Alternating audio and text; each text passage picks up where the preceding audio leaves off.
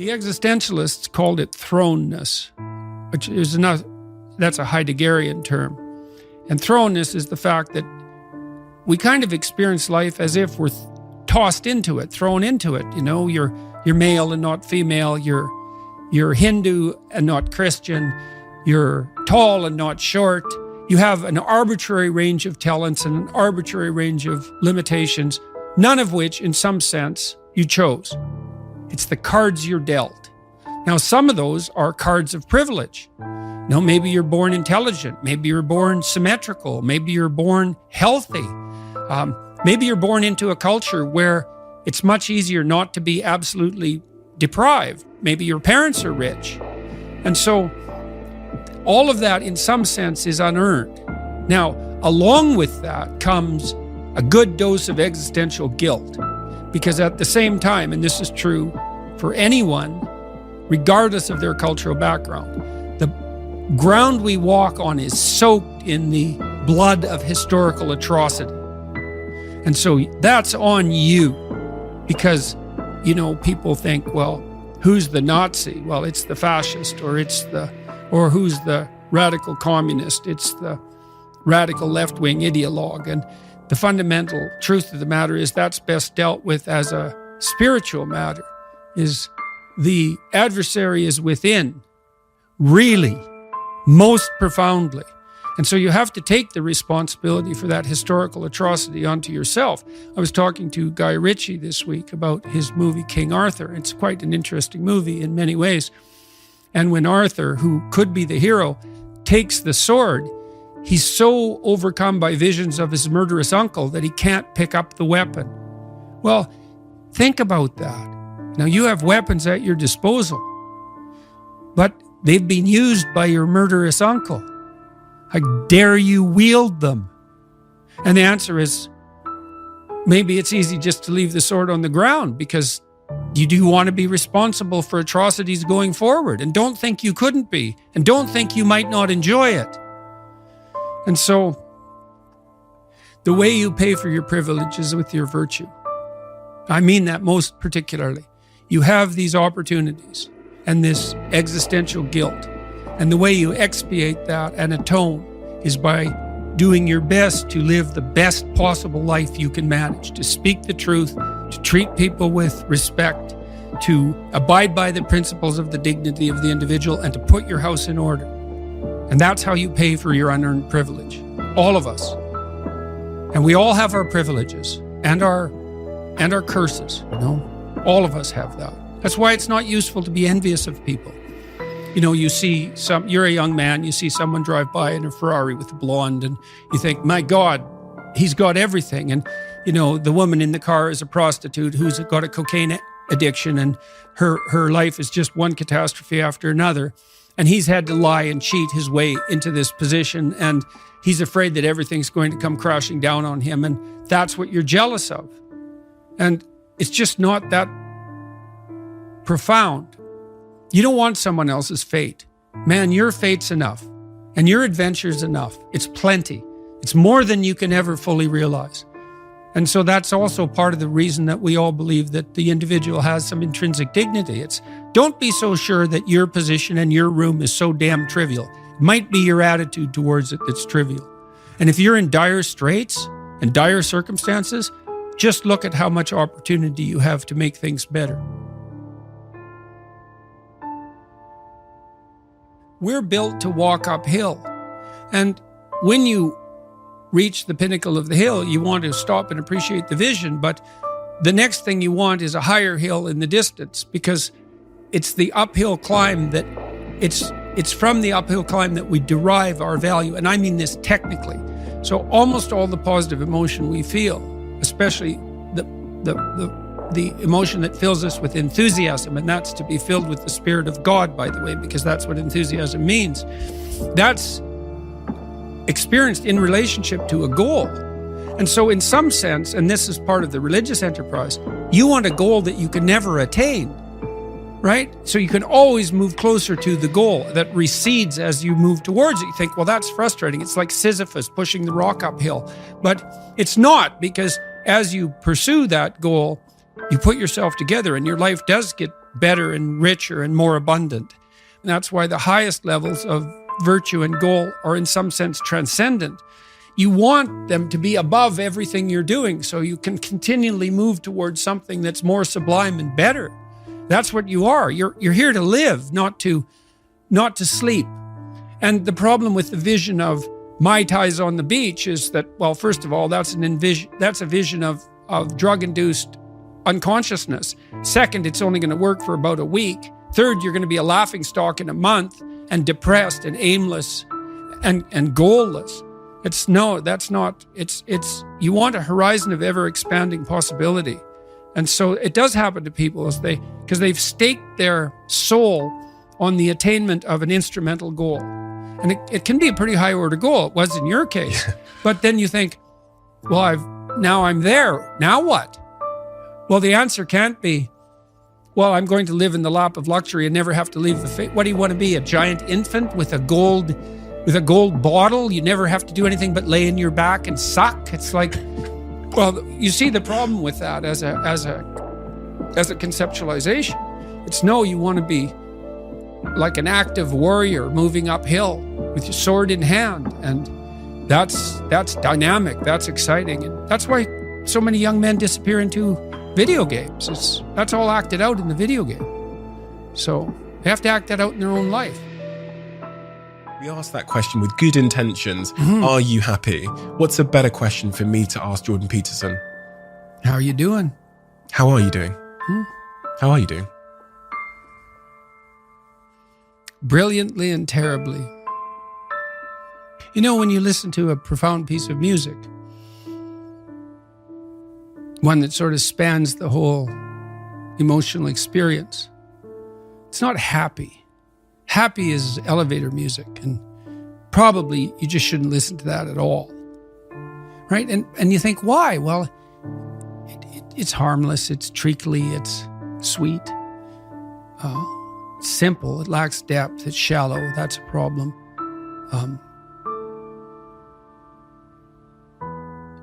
It doesn't have that deep sense of awe and horror, I would say, that is characteristic of the best of all music. You know, you listen to some simple music, so-called. Hank Williams is a good example. You know, the blues cowboy from the 50s who died of alcoholism when he was 27 and whose voice sounds like an 80-year-old man. Simple melody, you know, but there's nothing simple in the song and in the voice. It's deep, you know, it's like the blues. It's like black blues in the States from the 20s, and it was certainly influenced by that tradition. There's this admission of a deep suffering at the same time as you get the beautiful transcendence of the music. And that's meaning, you know, that's awful in the most fundamental sense, but you need an antidote to suffering, and it has to be deep. And you know, deep moves you tectonically, and it's not a trivial thing. But that's better than happiness. And maybe if you're lucky while you're pursuing that and while you're immersed in it, you get to be happy, and you should fall on your knees and be grateful for that when it happens. You know, it's a gift. It really is a gift. And it comes upon you unexpectedly, your happiness, you know. But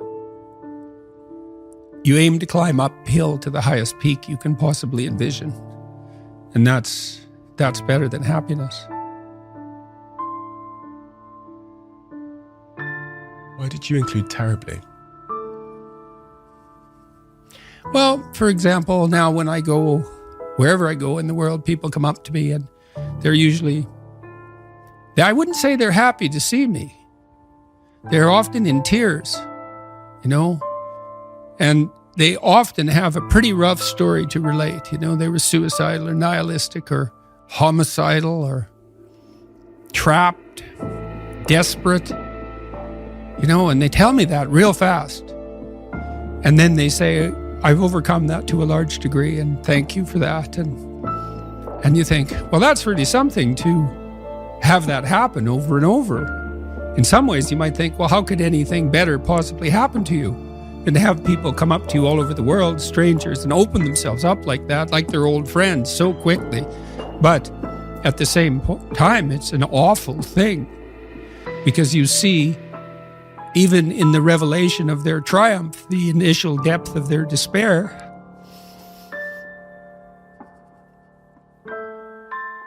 So I wouldn't change that. But it's not nothing. It's certainly not just happiness. It's better than happiness, but it's almost unbearable.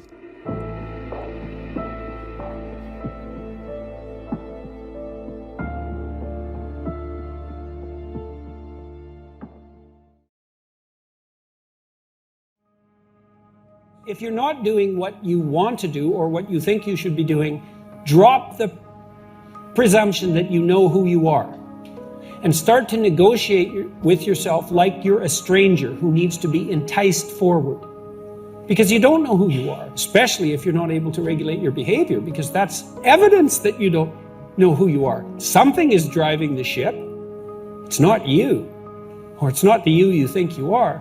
And that's often extremely humiliating to people, because you may have to pick a goal that's so low, so lowly, right, that you embarrass yourself half to death by recognizing the necessity of you having to practice that.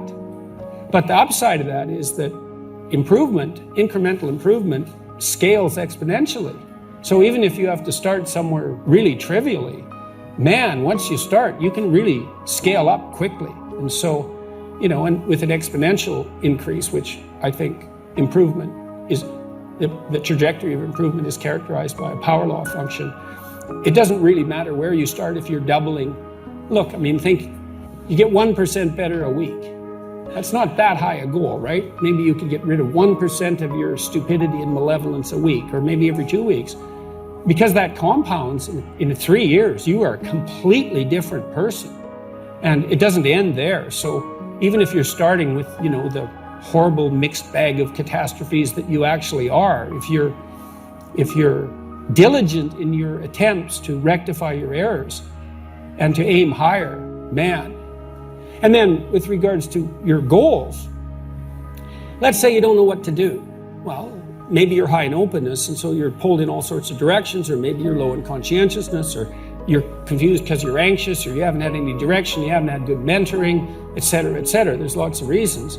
Well, I would say, pick something, right? Pick something, a nameable goal, and then try to implement it. And what'll happen is, you'll learn a lot by trying to implement it. And one of the things you might learn is what a slightly better goal might be. Because if you try something diligently and you succeed or you fail, you're going to learn from the effort expended in the detailed implementation of the goal is going to inform you. It'll also transform you physiologically. It does that at a very basic level, neurophysiological level. You will be slightly different as a consequence of the attempt. And what that'll mean is that the next goal you pick will be a little more suited to you. And so it's this kind of pathway, right? It's like maybe the goal you should be attaining is here, but you don't know that because you're clueless. And so you aim there. Well, it's better than there. And it's not nothing. It's not cessation of movement. And, if you're supposed to go there and you go here, but you walk diligently towards it, you're a little closer once you get to here than you were here. And it's this oscillating self-corrective process that leads you to the final star. And you have to be willing to engage in erroneous experimentation to manage that. But it is a self-correcting process. And so one of the things I always talk to my clients about is, well, let's try something, and we'll reserve to ourselves the right to alter our trajectory. And then I would use as a corrective there, because you might say, well, how do you know when you're not just giving up, right? Instead of thinking maybe you need a different goal. And I would say, well, you can, if you're really concerned about your proclivity for self-deception, you can enter into a contract with yourself that you won't replace any goal you've set with a goal that's easier. And so you can switch your goal, but it has to be a little harder so that you check yourself against that tendency to withdraw and avoid and be self-deceptive. And that works like a charm. And if you do that with some degree of diligence, your goals will get better and more attainable, and you'll get happier too, because you don't experience happiness except in relationship to a goal. life is meaningless, well, you're not pursuing a valued goal. I mean, you might be depressed too, and sometimes that can be like an illness, or something that is really wrong with you. But a good rule of thumb is that if you find no joy in life, there's a very low probability that you're pursuing a goal that you regard intrinsically, like in the depths of your temperament, as worthwhile. And that's technically true, because we do in fact experience most of the positive emotion, let's say, that's associated with emotions like joy. We experience that in relationship to a goal. So, well, then you want to find a goal that regulates your negative emotion and that brings you a certain amount of positive emotion and that expands your competence as you pursue it. And you will experience that as meaningful. That's really what meaning signals. Meaning signals you're doing all those things. You say, well, that's not real. It's like, don't listen to the semantic chatterbox so much, right? There's levels of you that are far wiser than that. And you can watch what happens to you instead of noticing what you think, and that's another thing I always did with my clients, especially if they're depressed. It's like, well, let's watch you for a week and let's see when you're not so depressed. What are you doing when you're not so depressed? Now, for some people who had an endogenous depression, they were just depressed all the time. And sometimes an antidepressant was a good solution to that. But for people who were situationally depressed, which is equally common, let's say, there'd be quite a bit of variation in their mood. And say, well, it turns out that I'm not so depressed when I'm with so-and-so. It's like, okay, well, why? And more importantly, how can we do more of that? And when were you more depressed? Well, when I'm alone in my room, brooding. Okay, well, how about you spend 10% less time this week alone in your room? Like, we'll introduce 10%, let's say. So you're awake for 16 hours, so that's an hour. Now we'd probably go for 5%, half an hour. That's a hell of an improvement over 20 weeks, right? Because that would be 100% less time doing counterproductive brooding. I'm really on the side of the person that wants to do something positive with their life, to make their own life better, because I think that's where you should start. You should start by maximizing the quality of your own life. That's not a selfish thing, or if it is, it's the right kind of selfishness. And that you should figure out how to do that in a way that's of benefit to your friends and your family and your community, and you should take that deadly seriously. And the reason you should do that is because that just makes life better for everyone. And it reduces a fair bit of the misery that would otherwise be part and parcel of life, and it makes everything function smoothly. And one of the things I'm really curious about is what the world would be like if everybody decided to do that, because human beings are really remarkable creatures, and we hobble ourselves very badly with deception and resentment and revenge and the desire to make things worse and arrogance and all those sins, let's say, that make us deviate from our true path. And our true path should be something like, imagine the noblest aim that you can conceptualize and then sacrifice your life to attempting to attain it. And there's nothing in that isn't good for everyone. And so, apart from the fact that it requires a lot of responsibility, I just can't see why everyone wouldn't do that. And when I'm talking to young people and, shaking my finger and saying, grow the hell up and get mature and take on some responsibility, I'm not saying that because I'm an enemy of the person. I'm saying it because I'm the best friend of the part of them that would really like to walk in the light.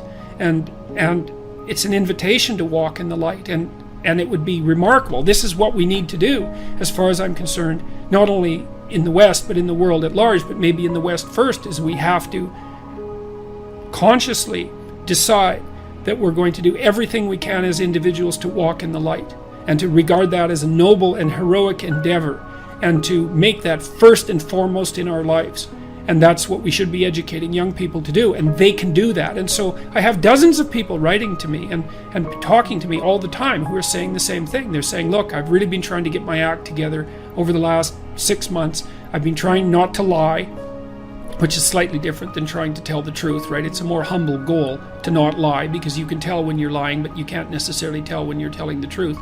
And I've been coming up with a plan, and I've been trying to discipline myself, and I've been cleaning up my room, which is like a nice humble act that involves transforming chaos into order. And they write and say, God, things are just working out way better for me. It's like, whoa, do it, man. That's just, you keep that up for 15 years and you'll be unbeatable. And that's what we should be convincing young people to be is to be unbeatable.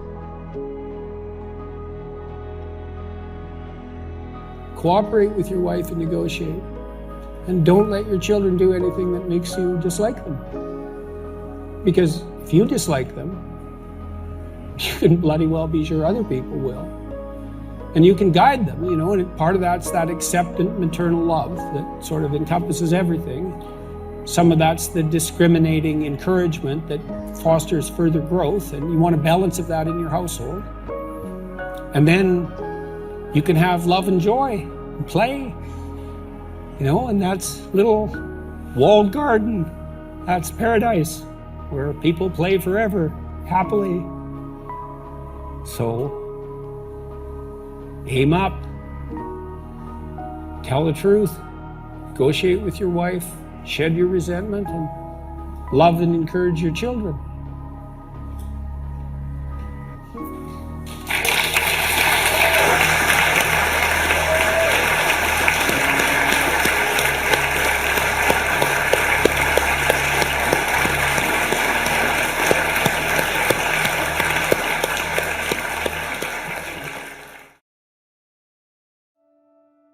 Try to do as much good possible as efficiently as possible. And that efficiency thing is really fun. If you guys who are listening are out for a challenge, like one of the things that you can, I think this heightens the meaning in your life, is to try to do difficult things, right? Aim high. Don't aim so damn high you can't manage it, and make sure you break down your aims into reasonably attainable sub goals, but you want to aim high, and then you want to see how hyper efficient you can get. That's a great thing to do in your early 20s, is to see, okay, like discipline yourself. You think, okay, how much work can I do if I load myself right to the maximum? How far can I work? How hard can I work until I exhaust myself? And then you back off, obviously, because the optimal amount of working, productive engagement, let's say, is that which is sustainable across decades. So you have to learn that, but you don't learn that without stretching yourself to your limits to begin with. And if your life isn't everything it could be, and if you're suffering from an excess of meaninglessness, well, it means you're not oriented in the world of chaos and order properly. It's like you could learn to discipline yourself. Figure out what it is that you need to do and that you want to do, and then see how efficient you can get. Because one of the things that's quite fun is to figure out, if you have a task, I always tell my graduate students this if they're doing an experiment too, if you have a task that you have to do, it's really interesting to spend a few minutes, sometimes hours, depending on how long the task is, see if you can figure out how to do it from 5 to 10 times faster. It means you'll have to rearrange the way you think about it, but you can often do it. And that's how extremely productive people get so hyper efficient. Sometimes it means you have to delegate. Sometimes it means you have to bring other people aboard. That's delegation as well, I suppose. But there's a lot of preconceptions that you hold about who you are and who the world is that you could dispense with, that would make you a way more efficient actor in the world. Ask yourself what would motivate you. First of all, don't be studying 8 hours a day, because that isn't going to work and you're not going to do it anyways. Would you start studying 5 minutes a day? Seriously, could you bring it up to 10 minutes a day? What would you have to do for yourself to get yourself to sit down for half an hour a day and study intently? Like maybe you'd have to, I don't know what you'd have to do, like have a beer at 6 o'clock at night or something, or maybe you'd have to go for a walk in the park or go out for coffee. It's like, imagine that you're sitting down with a stupid, undisciplined child and you're trying to get that child to do something useful. And you say, okay, look, I want you to do X, it's necessary, but you can pick how much of it you're going to do, and I'll give you what you want if you do it. Well, ask yourself that and see what happens. So don't try to tyrannize yourself, try to negotiate with yourself and use some reward and see how that works. And start slow, maybe you're not very disciplined and the best you can do is half an hour of studying it a day. Well, start with half an hour. Increase that 5 minutes a week. If you do that, that's a lot. If you do that for a year, then by the end of the year, you'll be studying 4 hours a day. So you can, that's just with 5 minutes a week, right? Because that's 250 minutes in a year. So start ridiculously, pathetically. Study for 5 minutes a day for a week, and then move it to 10. You'll be able to do that. And don't cheat, because one of the things people do is they make a deal with themselves like that. I'm going to study for 10 minutes a day, each day. And then they get into it and they think, wow, this is going really good. So they study for 2 hours, and then they've broken the contract with themselves and they don't trust themselves anymore. And then they don't study for a whole year. Or, well, maybe not. For a month. So, but set your contract. Ask yourself, what could I do to move myself forward to my goal that I would do? And then how could I improve that incrementally?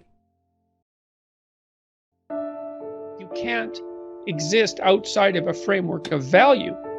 It's not possible. It's not technically possible. I outlined this in quite a bit of detail in chapter 10, which is called Rule 10, which is called Be Precise in Your Speech, is that the way the world manifests itself to you is integrally tied to your value structure. And that's because, to put it very simply, is that your very vision is dependent on an aim.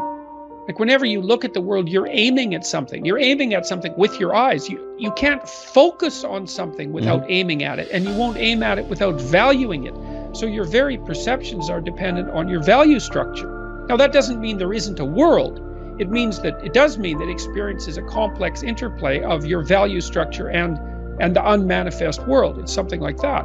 And then that begs the question, which is, well, if you have to have a value structure, then what should it be? Well, and then that brings us back to the ideas that we were talking about earlier. Like you should value being. You should take on the responsibility of being as your highest ethical obligation and try to improve it, try to reduce suffering, try to make the most out of yourself in a way that's beneficial to you and your family and your community. You should aim high, and your perceptions will reconfigure themselves around those aims, and that will allow the world to manifest itself to you in the most positive possible manner, or at least in the most meaningful possible manner. And in the absence of that, all you have is stupid suffering. That is the anxiety and depression that we talked about earlier. Without a point, without value, without an aim, all you're left with is the misery and anxiety of life. That makes people bitter. I love to bring up the notion of the aim, because one can react to this stupid suffering in a number of ways, but this is so clear. You write in it, you say, you cannot aim yourself at anything if you are completely undisciplined and untutored. Mm-hmm. You will not know what to target. You won't fly straight, even if you do get your aim right. And then you will conclude there is nothing to aim for, and then you will be lost. And these days, the prevailing moral framework, as I see it, is if it feels good, do it. How is it that discipline and the straight and narrow offer the best chance for a good life? And how is it that we have forgotten that is the case? Well, the reason that discipline is necessary is because you're a mass of competing short-term interests. And so the question is then, well, which short-term interest should win out? And the answer to that is, well, none of them. They need to be organized into a hierarchy that makes them functional across time and across individuals. So like a 2-year-old is very likely to act out his or her proximal impulse. But of course, a 2-year-old can't survive in the world. You have to bring your primary instincts, let's say, under the regulatory structure of a higher order value system that allows them to manifest themselves without undue mutual sacrifice across large spans of time in the presence of large numbers of other people. So that requires a very sophisticated ordering. It's like we already talked about the fact that a meta-narrative is necessary to unite subcultures, say, so that they can operate peacefully and harmoniously within the same space. The same thing applies within you, because you're an internal coalition of warring single-minded tribes, and they have to all be brought under the organizational structure of long-term collective vision, let's say. Mm-hmm. And in order to do that, you have to be disciplined. And any discipline, technically speaking, is an attempt to bring all those competing short-term impulses under a larger scale and more inclusive framework. And so you do that, and then, well, that's actually what gives you freedom. Being impulsive and being free aren't the same things, because if you're impulsive, you're just the slave of your impulses. Right. There's no freedom in that. That's just That's the same freedom, so to speak, literally, that a 2-year-old has, because a 2-year-old isn't socialized yet. So it's a completely, that doesn't function in the sophisticated world. It doesn't work. Right. Everyone knows it. We just like to pretend sometimes. We say, oh, that does feel good, you know. Now, I have one last... we like to pretend all the time, because that's why we go out and drink, you know, because drinking enables you to blind yourself to the long-term consequences of your actions. And there's no doubt that that's very, very rewarding in the short term. But it's also why you wake up the next morning hungover and ashamed.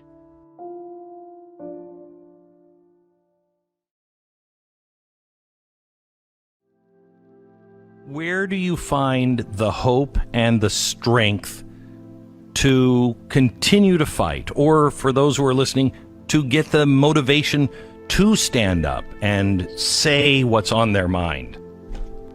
Well, people have to have a dialogue with their own conscience. You know, if you don't, imagine that you get upset with something when you recognize an obstacle in your path, and then imagine that you need a path and that you've chosen reasonably wisely, let's say, not perfectly, but reasonably wisely. An obstacle arises, you're frustrated, disappointed, ashamed, afraid. Well, you have something to do to clear out the obstacle. You have something to say. Well, then you don't clear out the obstacle because you're afraid to speak, or you're unwilling to speak. You want to defer the conflict because you hope it will go away. All that'll happen is that the obstacles will pile up. But then your life will be nothing but obstacles. Well, you need to know that. You have to ask yourself if you believe that's true. If it's true, then you don't want to remain silent. Imagine too that as you remain silent, you get smaller because you're not manifesting the courage necessary to live by your own standards. And the problem gets bigger. Well, if you're not going to speak now, what makes you think you're going to be more prepared in the future? You won't. Why is that going to happen? When does that ever happen? Well, I can't believe we're talking about school. People who say, just stay quiet in school, just get the grade. That's paying wrong. them. That's wrong. That's right. You're paying them. You don't have the courage when you're paying. When somebody's paying you and they're doing something at work and they want you to play along, you think you're going to have courage then? I mean, you've got to face it I told as my it students happens. all the time to never write something they didn't believe to be true. And I know this as a psychologist too. You know, you might think I can get away with writing out something I don't believe for the grade and all, but there are studies of this sort of phenomenon. So imagine you have a viewpoint, and I measure that with a political attitudes questionnaire. Okay, maybe it's a viewpoint. What do we take? You're anti-immigration, just for the sake of argument. And then I ask you to write out a 500-word pro-immigration essay. And then a week later, I give you the political questionnaire again. Now, I'm going to bury it in a bunch of other questionnaires, so you don't know what I'm measuring. Okay, Your belief has tilted way towards the argument that you've made, even though you don't know it. So, and it's because most of your beliefs are actually rather shallow in terms of their explicit formulation. You think you believe something, but it's pretty shallow. It's just an assumption. Now, you might act on it and all of that, but it's not well differentiated and articulated.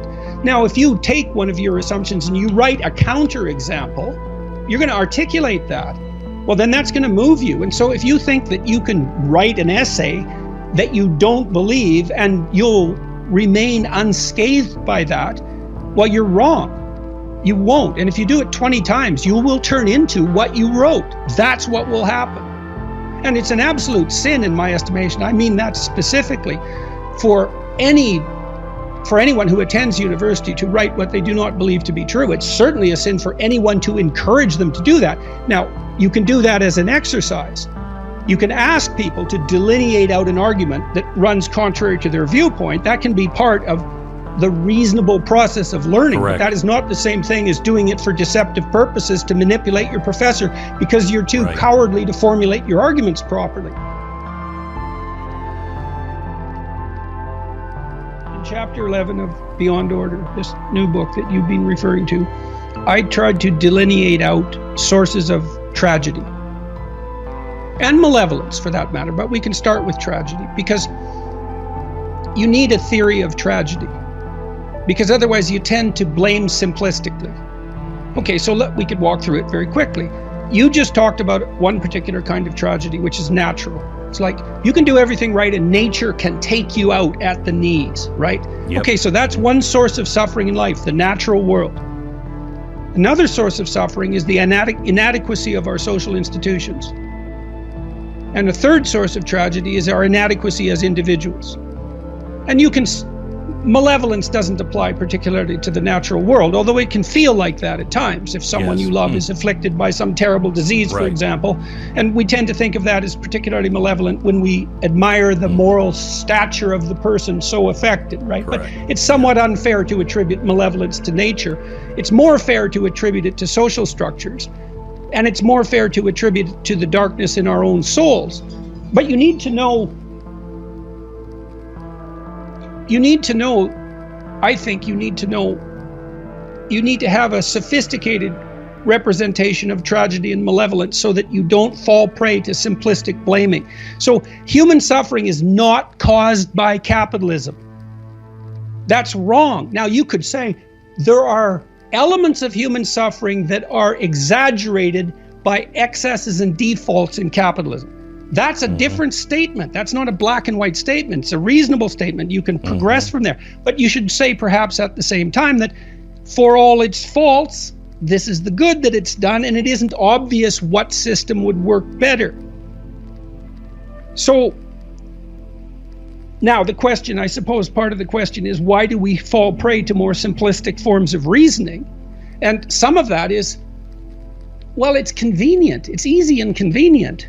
It's easy because it's easier to think in black and white terms to just attribute malevolence. So, for example, if you believe that all human suffering is a consequence of capitalism, that solves a lot of problems for you. You know where malevolence is. You know what your moral duty is. You've simplified the world. You've taken a huge burden off your shoulders.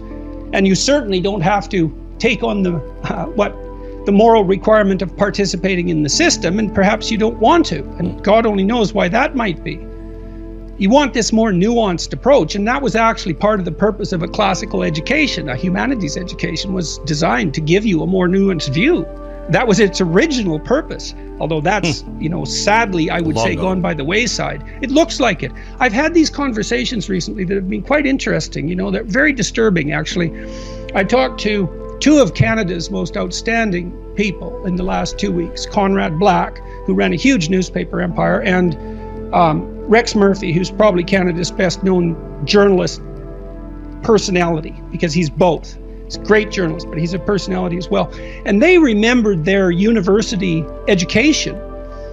Jocko Willink as well. He's not a Canadian, but he had the same kind of memory. They talked about their education in the humanities, mostly concentrating on English literature, and described it with tremendous fondness as a turning point in their life, as an opening up of the world of knowledge to their youthful eyes, right? Very, very fondly. Contrasted that with Yeonmi Park, who is an escapee from North Korea, very brave woman who was then enslaved in China, had a life that was just sheer hell, and spent a good part of the interview telling me how much better her life was than the lives of many people she knew. She wrote a book called In Order to Live, but the book stopped at the year 2015, so I asked her what she did. She went to Columbia, took a humanities degree, which was a dream of hers. After finishing her entire education in 1 year, her education prior to university. Cow. Right, exactly. Then she went to a South Korean university for 3 years. They're hard to get into. And then she went to Columbia. I said, what was it like going to Columbia? Taking a humanities degree from this escapee from totalitarianism who was once enslaved, got to go to one of America's august institutions and be trained in the humanities. Someone who'd been exposed to George Orwell and who was motivated to write because she read Animal Farm, understood the power of literature. She said it was a complete waste of time and money, and that she was afraid to say anything. Wow. Yeah, wow. It's a hell of a thing to hear when you're a university professor. If someone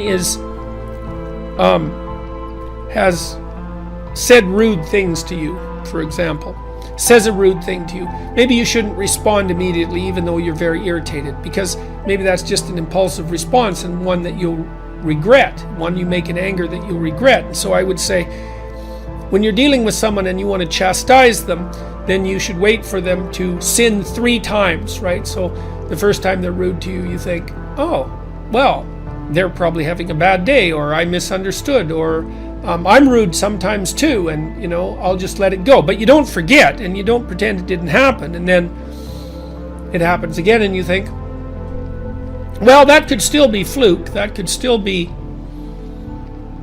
situational, so maybe I'll just hold my damn tongue, but I'll remember that, and then the 3rd time they do it, then you think, no, 3 times, that's a pattern. And so then you can go to them and you can say, look, this happened, and then maybe they deny it, and you say, well, yeah, you can deny it, but then this happened, and maybe they deny it, and you can say, well, you can deny that, but then this happened.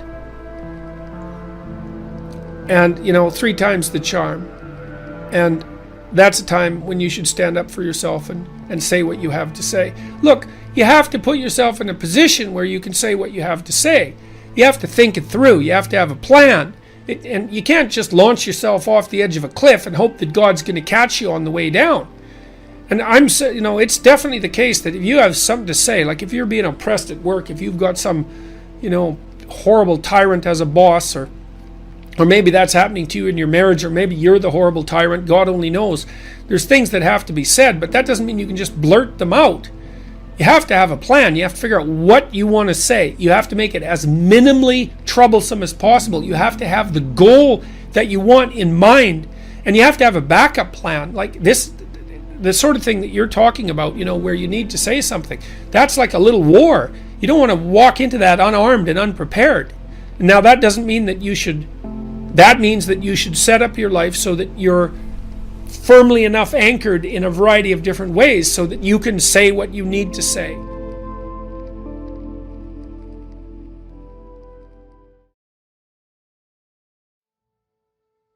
My hierarchy would be something like this. I type letters, I type words, phrases, sentences, paragraphs. I sequence the paragraphs, I make chapters, I write books. It's all coherently laid out towards some higher order aim, all of that. And the aim is, as far as I'm concerned, to share my clinical knowledge and to educate people. And that makes sense because I'm a clinician and a researcher and a professor. And so if I was going to do that, I've decided I'm going to do that. So that's what I'm doing. And hopefully that's a good thing. And hopefully people respond to it as if it's a good thing, because then that's a good thing for me and it's a good thing for them. And so that seems to be like the very definition of a good thing. And I'm trying to set things straight, right? I'm trying to set myself straight by writing carefully. I'm trying to set the culture straight by saying what I believe to be the case. I'm trying to set other individuals straighter by communicating with them. I'm trying to ensure that we can live more harmoniously in our culture and in the world. And you think, well, those are good things to have at the outermost reaches of your value hierarchy. My friend of mine was talking to me about bricklayers the other day, and he's trying to restructure a major company at the moment. And we were talking about how to motivate people. He said, well, let's say you're a bricklayer. It's like, one damn brick after another. How are you going to be excited about that? Well, let's say you're a medieval bricklayer, right? And it's 1500, and you're working in one of the great working in one of the great early Renaissance cities in Europe. And it isn't a wall you're building, it's a cathedral. It's going to take 350 years. And why are you doing that? Well, it's for the ultimate glory of God, whatever that means. And so you're not putting one brick down after another.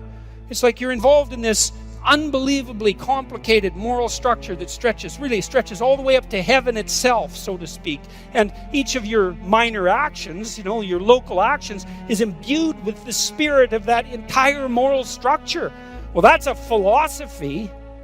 It's like, well, do you have a meaning in life? What's the meaning of life? Well, hopefully it isn't just unrequited suffering and malevolence. We could dispense with that as much as possible. That might be a good start. But then to aim high, well, that seems to be reasonable. To aim as high as you can. And we've laid out things that could be aimed at. You could constrain yourself, There are things you're not doing and things that you shouldn't be doing. You stop doing the things that you shouldn't be doing and start doing the things you should be doing. That's a good start. Wake up enough so that you can set the structures around you right. It's your moral obligation as a citizen, your responsibility, and your divine duty, I would say, from our cultural perspective, because in the West, everyone is regarded as a sovereign individual. The fate of the state, a sovereign individual on whose shoulders rests the fate and the health of the state, right? That's the fundamental presupposition. Otherwise, well, why do you get to vote? Just to make a mistake? Well, no, that's not it. You're supposed to be awake so that the ship of state continues to move forward in the appropriate direction. And somehow we've decided that's up to you. Why? Well, because we've also decided, hey man, you can do it. And not only that, no one else can. And so that's something to know and might be something to take seriously. It's like, who knows what the hell you'd be if you got your act together.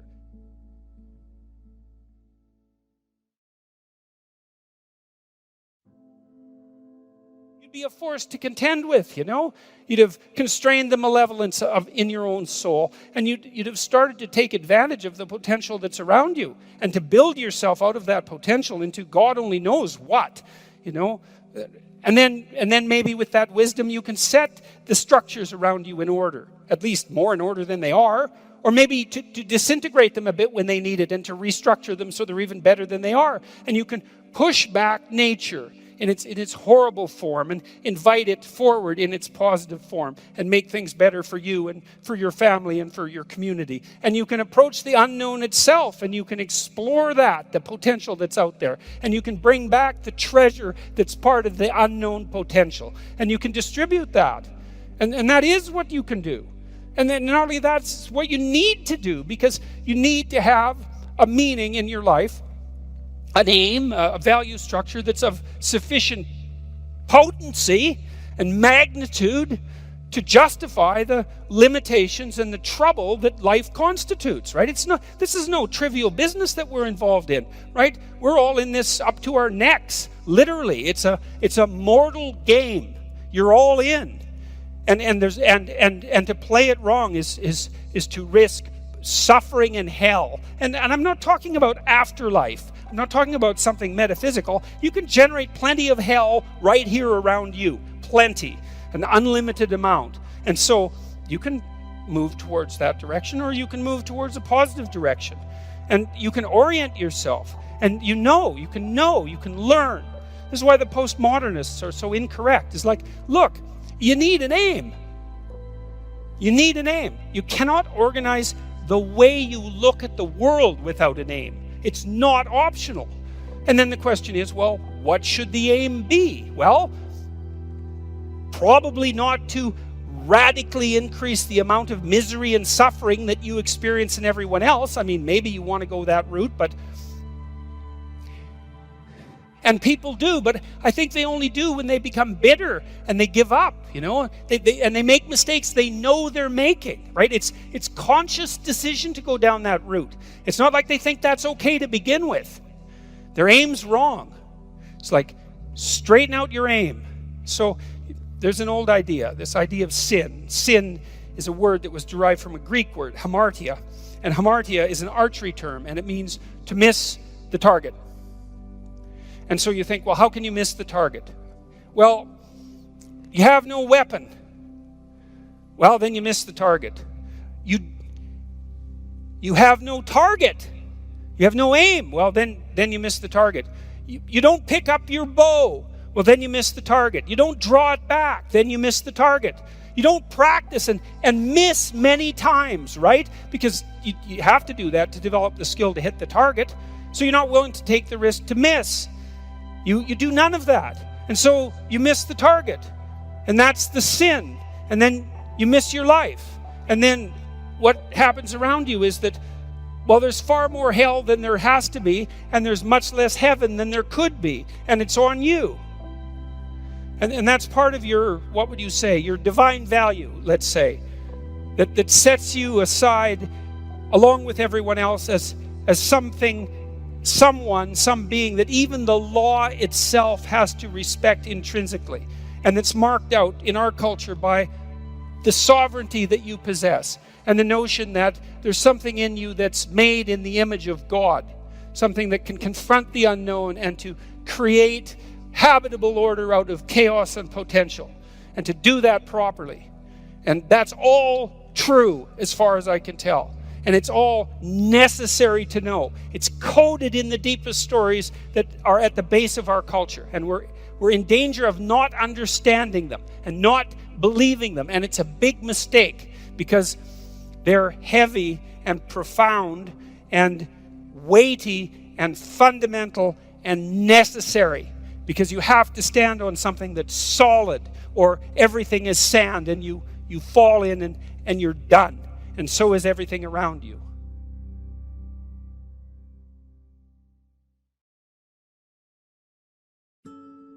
You can't look at the world without an aim. Literally. You can't even perceive it. You cannot regulate your emotions without an aim. The better your aim, the more precise your aim, the more elevated your aim. You remember in Pinocchio, when Geppetto wants to turn Pinocchio into a real boy, he wishes on a star. It's a strange thing, eh? But everybody just accepts it. It's like, well, yeah, if you've got a puppet, you just made a puppet, and you want to turn it into a boy, the logical thing to do is open the window and wish on a star. Everyone knows that. It's like, none of that makes the least bit of sense, obviously, except metaphorically, but we do understand it because we can watch that, and it makes sense. There's something magical about it. And there is something magical about it. Because the truth of the matter is that if you want to transform something that's nothing but a wooden-headed puppet into something that's a fully functional, autonomous, moral, autonomous individual, then what you do is you elevate your eyes above the horizon to the highest point of light that you can perceive, and you aim at that. And that works. And that works for you, and it works for your partner, and it works for your children, and it works for the world.